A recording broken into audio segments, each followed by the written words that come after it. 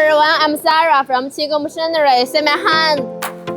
I'm in the workshop now and want to introduce the wheel belt short blast machine to you. This is small size short blast machine that can blast the small size workpieces and the stone. For this machine that with 4 units blast turbine, the customer will use this machine to blast the paver stone because the customer wants to blast the 3 surface of the paver stone.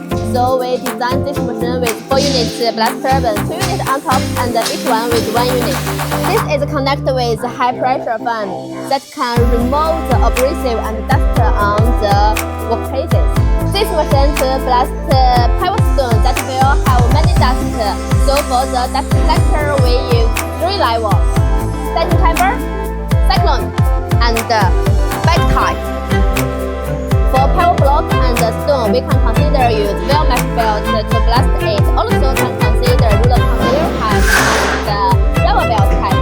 So let me know if you like this machine. Bye.